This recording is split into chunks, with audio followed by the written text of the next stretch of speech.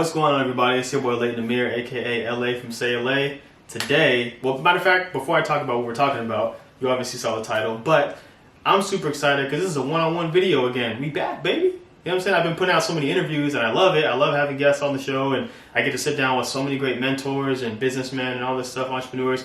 But I like doing these one-on-one videos, so I apologize for the delay, but your boy is back. If you're trying to truly get better and improve as a person, you have to share the not so good stories and things like that, and not so positive stories. And so doing that actually kind of makes it positive. Today, I kind of just wanted to share a story about one time where I got in a fight years ago. I was in middle school, 8th grade, and kind of what happened, right? Because I think now people probably might find it hard to believe that this would have happened at one point in my life. So anyways, here we go. So long story short, there's not many things that can make me mad, right? Now, obviously, it's a different story. I'm married, I have my daughter, so those are soft spots. Definitely more sensitive about them when it comes to them if they were ever in danger. But obviously, back then, I didn't have them, and so there wasn't much things that made me mad, right? Except for, and if you know me, you're probably filling in the blanks right now. You already know what I'm going to say. In fact, you're probably laughing because you've probably been in a situation with me where I was confronting someone for saying something dumb or whatever. Anyways, not the point. Racial remarks, using the N-word, that's something that always killed me. Like, that would give me to level 10 right away. It is what it is. That was something that I struggled with for a while, and it was like one of those things, like, you use the N-word around me, it was like, it's happening. Like, we throwing the gloves on, you know what I'm saying? Or not. We just go bare knuckle. It was one of those things, right? I'm going to try to make a long story short, where I got in a fight in 8th grade and all the stuff that happened after the fact. There was a guy in 8th grade. He was running his mouth. He was saying some things, called me the N-word, and, automatically I was like, okay, it's over with. Like, we'll make it happen. We'll fight. We met up after school, or we agreed to meet up after school because we didn't want to get in trouble and do it on campus. And so we went to this place called the Creek. The Creek was basically like this place with trees and bushes. It was like kind of a secluded area. People would go there to fight or smoke or whatever because you couldn't really see much in there. So we agreed to meet there. And I remember walking through the neighborhoods, leaving the junior high or middle school, walking through the neighborhood to get to the Creek. I turned the corner and I'm walking in the Creek, and it was like a movie. It was crazy. Like, it was all these kids, like, they all were just like cheering, and like, it was like a professional fight. Like, I felt like, oh man, like, that made me nervous, right? Because I'm like, your fight or flight response is going, and I'm walking up, I'm getting closer, and I have to put on this show that I'm big and bad, even though I'm like nervous, because I've never gotten into a fight in front of all these people like this before. I walk up, walk in the middle of the circle, and kind of when I walk in the middle of everybody, they close the circle up, and so it's just me and him, and throw the backpacks off, and it goes down. Now, the difference between probably his story and my story is my brother is a professional fighter. And I never had any formal training, so it's not to say that I practiced fighting like that. But he did have DVDs and tapes and of his fights and different professional fighters, and I used to love watching them from time to time because I thought it was cool. So I used to watch it. And I basically, even though I didn't have any training, I never took a class or anything, I was basically kind of trying to practice these moves on him, like things that I saw on TV, and it was working out. I was moving around, my head movement was crazy. He didn't hit me one time, which is also why I got in so much trouble, but I'll get into that in a second.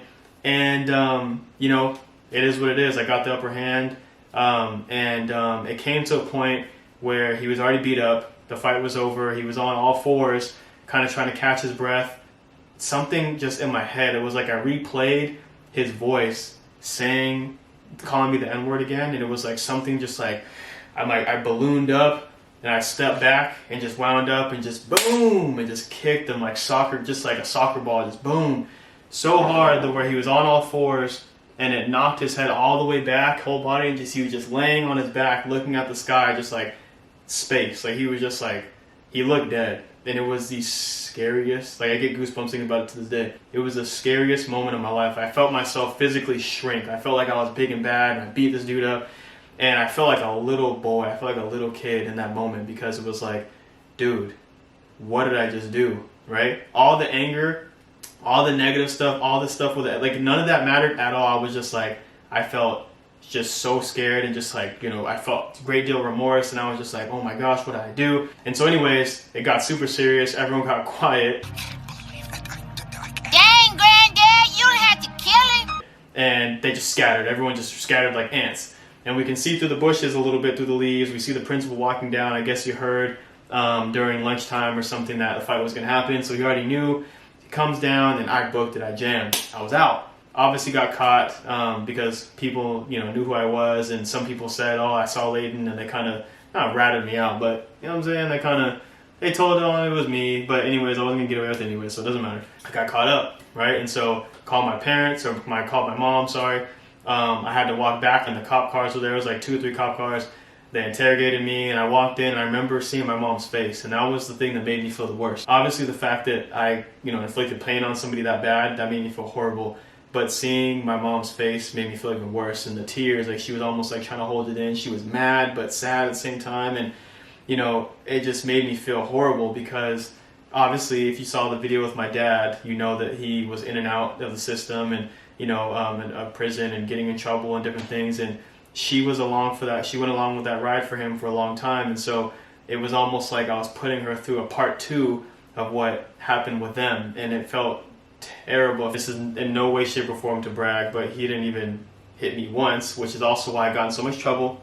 I got expelled from the district. I wasn't even able to go to high school because, or at least anywhere out here, and so that sucked, of course. I had to go to court. My whole family came down to support me in court, and everyone wrote beautiful letters and talking about how good of a person I was, and please don't, take me away. I'm super grateful for that. I'm so thankful for everybody's support. I love everybody for that.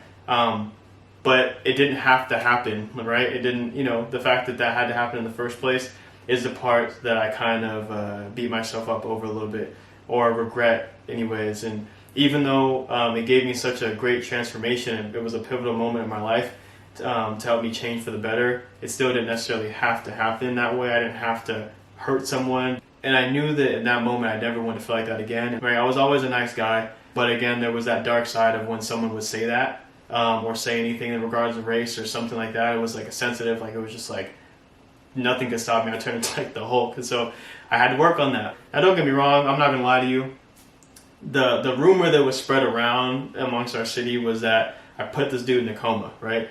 And I let it go, right? I know it's like I knocked him out, but it wasn't like he was in a legitimate coma. But I let that rumor go because I almost like enjoyed the fact that nobody liked fighting. They didn't want to mess with me. Nobody wanted to mess with me. So truth be told, I feel horrible about it happening, but I did let that go. So let me just say right now, I'm breaking that urban legend. I did not put him in a coma. That's not what happened. So after that, I was at home, and my brother kind of popped his head in.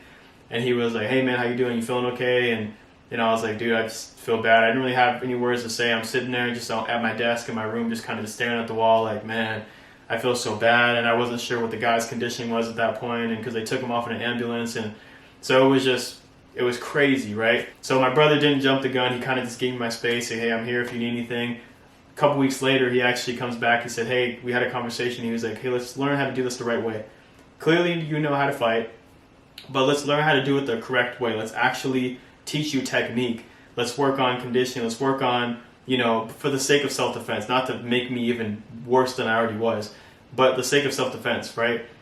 Because, and another reason why I want to make this video is because I believe that man, woman, doesn't matter. You need to practice some sort of martial art. You need to learn some form of self-defense because it's so important, right? Just to protect yourself, not to go and attack people or be the aggressor, but to protect yourself.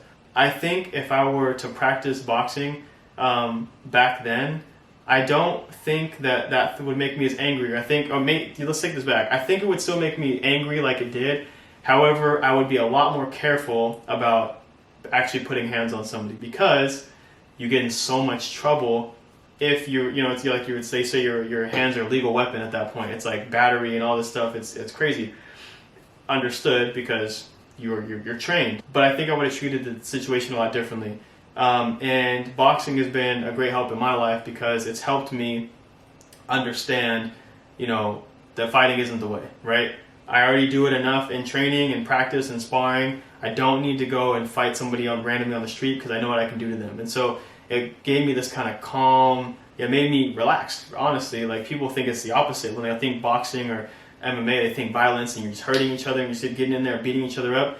It's scientific, it's strategic, it's these dudes are really passionate, these girls are really passionate about the fight game and just the art of it, right? And I fell in love with that aspect, and it really helped me. So obviously I want to make it because of that reason, but also I just want to make sure that, putting more content out, being real, being 100% honest, and letting people know different sides of me and everything, and why I choose to be the way I am today.